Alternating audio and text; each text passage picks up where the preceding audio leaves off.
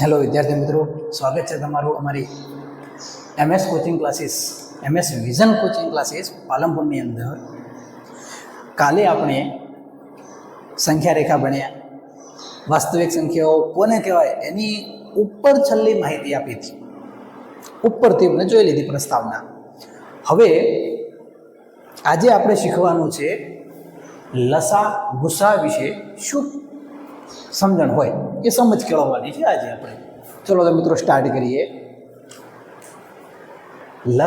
લસાનું ટૂંકું નામ શું?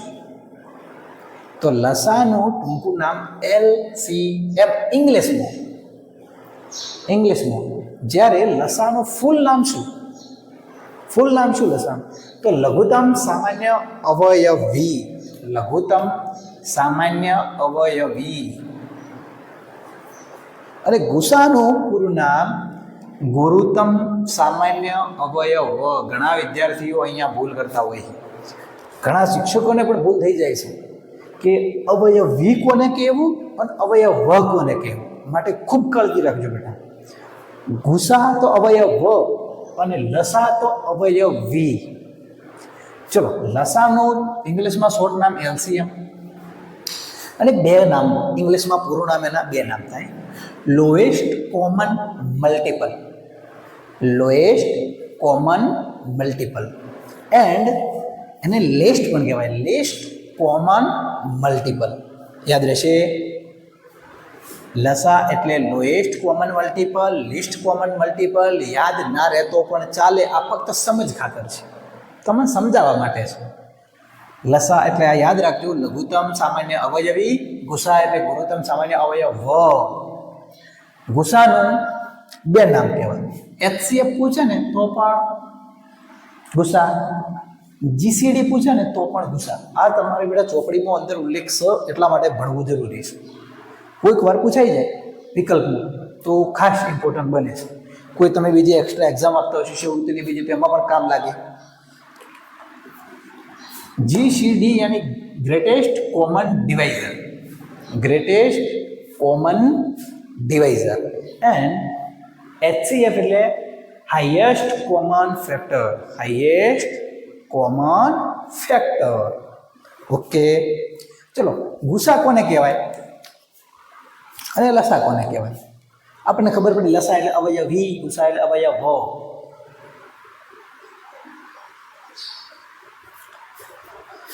લસા એને જ કહેવાય કે મોટામાં મોટી સંખ્યા જેટલો અથવા તેનાથી મોટો. એટલે તમને એમ કીધું હોય કે ચલો ભાઈ 15 અને 20 નો લસા શોધો. 15 અને 20 નો લસા.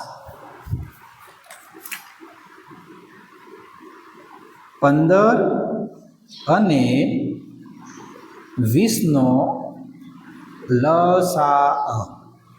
તો આ શું કહેવા માંગે કે મોટામાં મોટી સંખ્યા જેટલો અથવા તેનાથી મોટો. હવે ઓનો લસા કો તો 20 હોય અથવા 20 થી મોટો જ હોય. 20 હોય અથવા 20 થી મોટો જ હોય. ચલો, લસા કેટલો થાય એનો? તો 20 એકા 20, 15 ના ઘડિયામાં 20 આવી. પહેલા મોટી સંખ્યા હોય ને, 15 મોટા કે 20? તો કે ના સાહેબ 20 મોટા. તો 20 એકા 20, 15 ના ઘડિયામાં 20 આવી તો કે ના આવે. 20 દુ 40, 15 ના ઘડિયામાં 40 આવી તો ના આવે. 20 તરી 60, 15 ના ઘડિયામાં 60 આવી તો કે હા. તો 20 તરી 60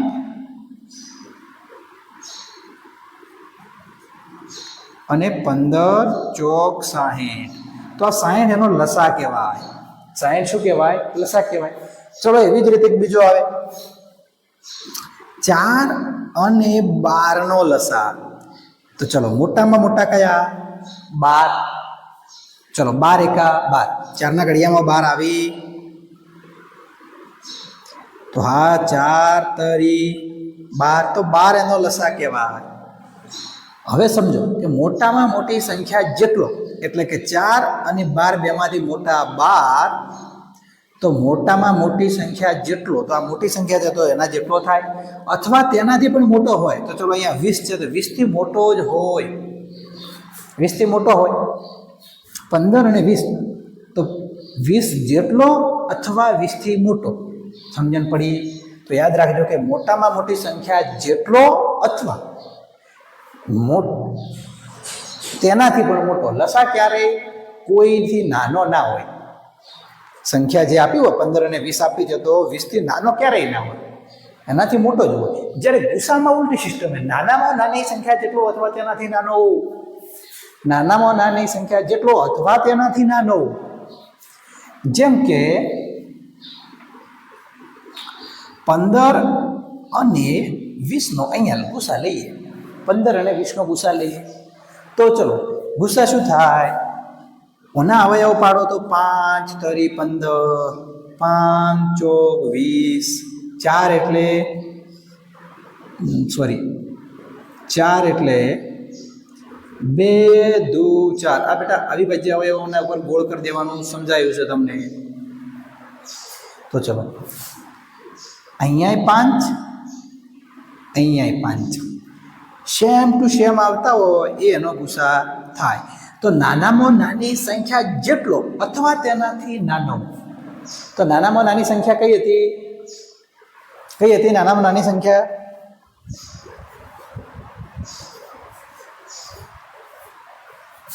પંદર.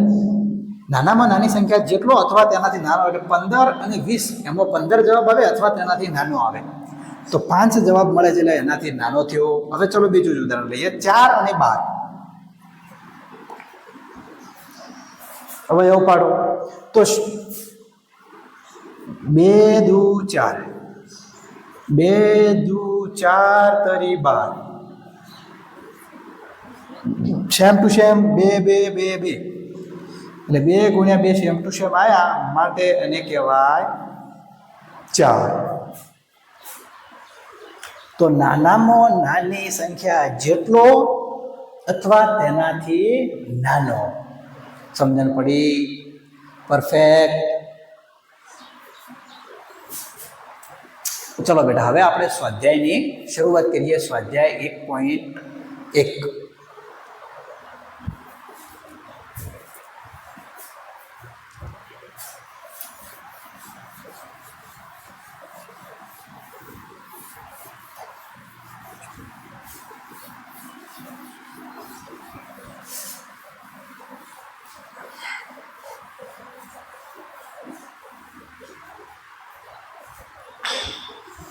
આપણું ચેપ્ટર 1 વાસ્તવિક સંખ્યાઓ.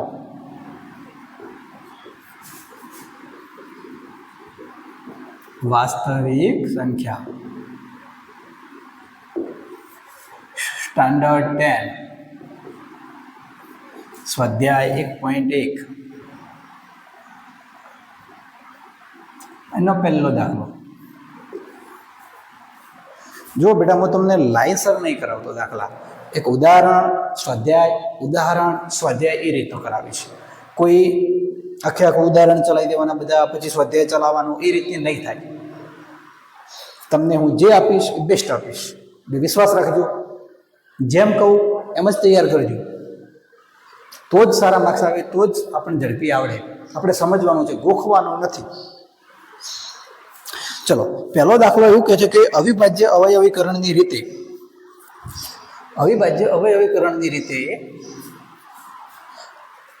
અવયવો પાડો. જોઈ લો બેટા, એવો જ છે ને.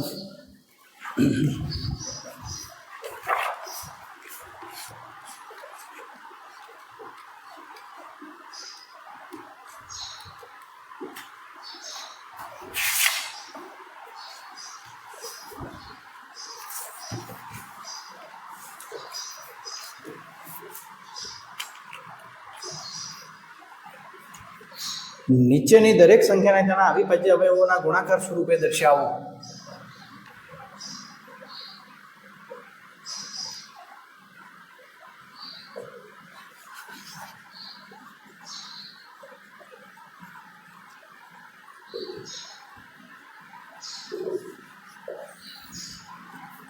એની અંદર પહેલો દાખલો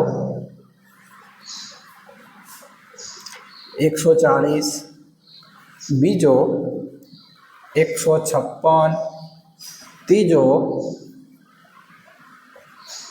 38, 25, ચોથો 5000 પોચ અને પાંચમું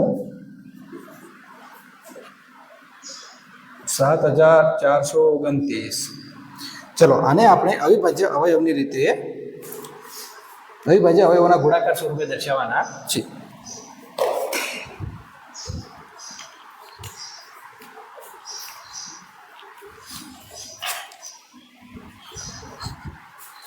પહેલો દાખલો, આની અંદર શું કીધું હતું બેટા?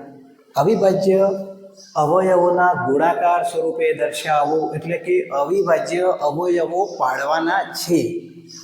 અવિભાજ્ય અવયવો પાડવાના છે. કઈ રીતે અવિભાજ્ય અવયવ પાડતા હતા આપણે? ટ્રી ચાર્ટથી. આપણો ટ્રી ચાર્ટ અવયવ વૃક્ષથી. તો પહેલાં તો જીરોને આપ્યો હોય ને તો સાવ સરળ દાખલો બની જાય. જીરોને તોડવાનો. તો ભાઈ ચલો આપણે જીરો તોડી દીધું, એટલે 10 સાઈડ કર્યા અને 14 સાઈડ કર્યા, એટલે 14 દાન 140 થાય. ચલો 10 એટલે 5 2 10, 7 2 14. આ બે અવિભાજ્ય કહેવાય, 7 અવિભાજ્ય કહેવાય. તો અવિભાજ્ય ઉપર ગોળ કરી દેવાનું. ચલો આને ગુણાકાર સ્વરૂપે દર્શાવવાનો. કઈ રીતે દર્શાવાય? તો 140 બરાબર 1 અને 2 વખત 2 આવ્યા, એટલે 2 ગુણ્યા 2 ગુણ્યા 5 ગુણ્યા 7. આ રીતના દર્શાવી લેવાનું. હવે એને થોડું ભેગું કરો. 2 નો વર્ગ ગુણ્યા 5 ની 1 ઘાત ગુણ્યા 7 ની પણ 1 ઘાત. આ આપણો જવાબ. આ પણ જવાબ કહેવાય, આ પણ સાચો જ કહેવાય. આટલું લખો ને તો પણ સાચું જ કહેવાય, પણ થોડું એક વધારાને લખવું કે કોઈ પણ કારણોસર તમારો માર્ક્સ ના કપાય, સારી રીતે માર્ક્સ આવી જાય તમારે. એ રીતનું આપણે કરવાનું. ચલો બીજો દાખલો, 156. હવે 156 હોય ને, 56 ને 4 વડે ભાગી શકાય તો ભાગી શકાય. ચલો 4 એકા 4 તરી 12, વધ્યા કેટલા? 3. ઉપરથી ઉતાર્યા 6, 9 ચોક 36. જો બેટા 156 है तो 4 है, तो 4 तरी 12, 3 વધ્યા ઉપરથી 36, 6 થયા એટલે 9 ચોક 36, 39 ગુણ્યા 4 થાય. અમે ડાયરેક્ટ કર્યું છે, બાકી તમે કરી શકો ભાગાકાર કરીને પણ. અહીંયા 39 કોના ઘડિયામાં આવી? 13 તરી 39, 4 એટલે 2 દુ 4, તો 2 અવિભાજ્ય, 2 પણ અવિભાજ્ય, 3 પણ અવિભાજ્ય, 13 પણ અવિભાજ્ય. અને કઈ રીતે ગણવાની? 156 બરાબર 2 ગુણ્યા 2 ગુણ્યા કર દો 3 ગુણ્યા 13, 2 ગુણ્યા 2 ગુણ્યા 3 ગુણ્યા 13. હવે આને આપણે રીતે લખીએ છીએ કે 156 બરાબર 2 નો વર્ગ ગુણ્યા 3 ની 1 ઘાત ગુણ્યા 13. બોલો હવે આટલા સુધી ખબર પડી? 156 ના તો 39 ચોક તમે ગમે એ રીતે કરી શકો બેટા, એવું નહીં હોતું કે ના થાય, કરી જ દેખવાનું તમે.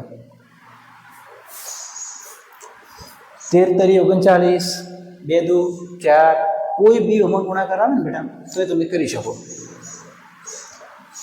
156 એટલે 2 ગુણ્યા 2 ગુણ્યા 3 ગુણ્યા 13, 2 નો વર્ગ ગુણ્યા 3 ની 1 ઘાત 13. આટલું તમે સમજી શકો છો બેટા, એટલું સમજીને હું આગળ ચાલું છું. 38 25. હવે 38 25 રહ્યા ને, કેટલા ભાગ ચાલશે તમે વિચારજો? ભાગ કેટલા ચાલશે? એકવાર ગણો બેટા, તમે જાતે જ ગણો.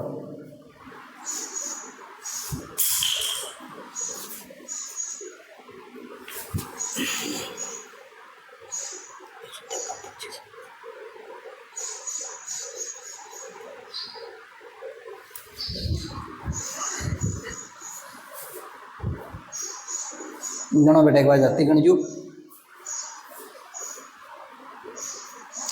ખબર પડે ને આપણને ડાયરેક્ટ જ કે અહીંયા 38 25 તો 25 ભાગ ચાલશે, તો 25 તો સાઈડ થશે. હવે 25 નો ઘડિયો બોલો કઈ રીતે સેટ થાય? 25 એકા 25 એટલે 25 એકા 25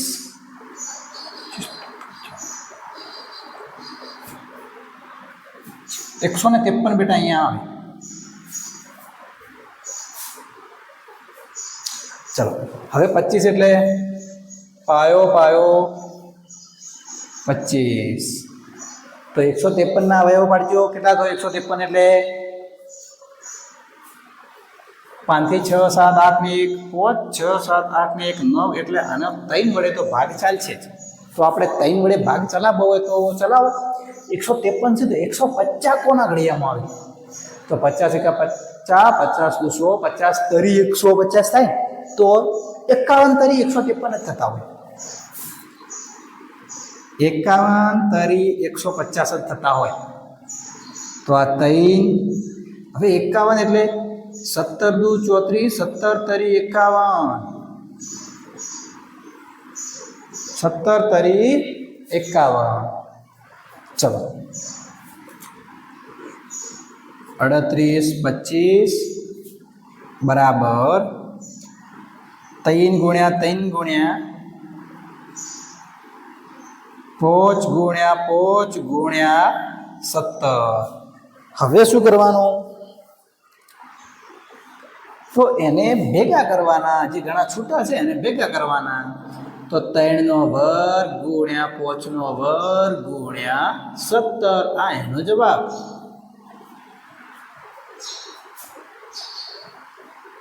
ચલો આગળ 5005 લ્યો તો હાવ સરળ है, एकदम सरल है. तो करिए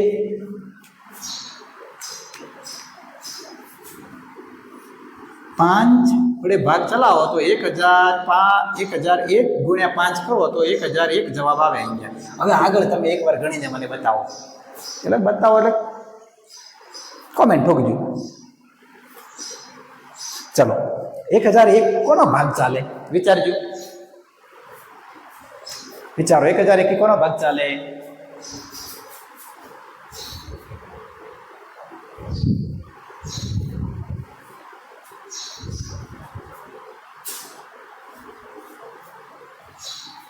કઈ ચાવી લાગે? ચાવી ઉપર વિચારો.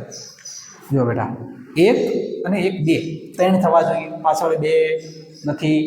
2 ની ચાવી ના લાગે, 3 ની ચાવી ના લાગે, 7 ની ચાવી 7 ની ચાવી પણ ના લાગે, 11 ની ચાવી હા 11 ની લાગે. 1 0 1 વત્તા 0 એટલે 1 અને 0 વત્તા 1 એટલે 1 માંથી 1 જાય તો 1. તો 11 ની ચાવી લગાવો. 11 ની ચાવી તમે લગાવશો એટલે 1 તો 11 આવશે. 11 99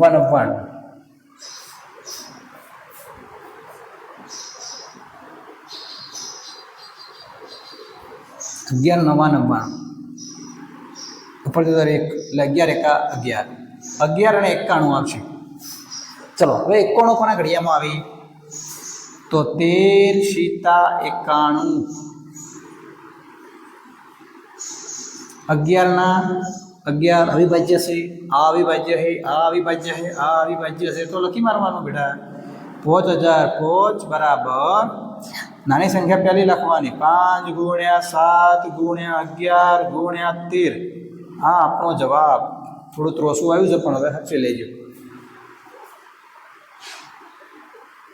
ઓકે ચલો હવે બેટા લાસ્ટ દાખલો.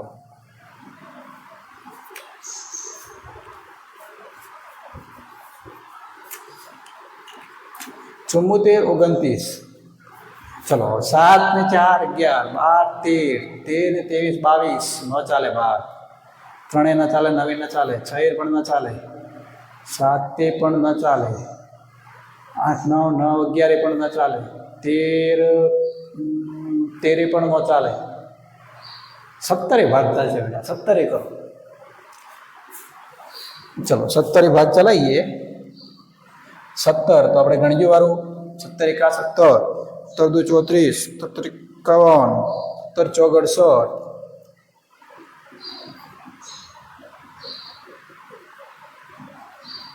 437 આટલો આવે બેટા જવાબ 437. ચલો 437 નો 17 તો અવિભાજ્ય સંખ્યા કહેવાય. 17 અવિભાજ્ય સંખ્યા है तो 437 भाग तो આપણે એવું ને એવું જ આવ્યું પર 14 ત્રણેય સેટ ના થાય, 9 પણ સેટ ના થાય તો કેટલા એને સેટ કરવાનું, કેટલા સેટ થશે વિચારો. આટલે ના ચાલે, 4 ન ચાલે, 3 ન ચાલે, 7 થી પણ નહીં ચાલતો, 5 થી પણ નહીં ચાલતો તો કેટલા સેટ થશે. 11 પણ સેટ નહીં થાય, 13 પણ નહીં થાય,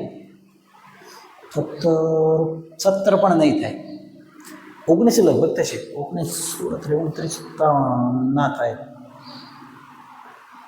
23 ટ્રાય કરજો, 23 ટ્રાય કરો, 23 થશે. 23 का 23 46 થઈ જાય. 23 का 23 એ બધું કુટુંબનું નામ સોરી ચલો થઈ ગયો બેટા. 23 અને 19 23 અને 19 શેર થાય. 23 ગુણ્યા 19 કરશો બેટા 437 થશે. તમારે ભાગાકાર કરવાનો. ચાવીઓ પરફેક્ટ આવડતી હોય તો તમે 11 સુધી જતા રહો. તો 12 જોવાનું નહીં, 13નો ખાલી ચેક કરવાનું રહે બેટા. 13નો 17નો 19નો આવું જ ચેક કરવાનું રહે. આ રેર કેસમાં આમાં છે દાખલો યાદ રાખવાનો, પૂછાઈ શકે બેટા, પરફેક્ટ પૂછાઈ શકે. આઈએમપી દાખલો છે, શક્યતા છે આને પૂછવા માટે, કોઈ બાકી ન રાખતા. ઓકે તો બેટા હવે આગળ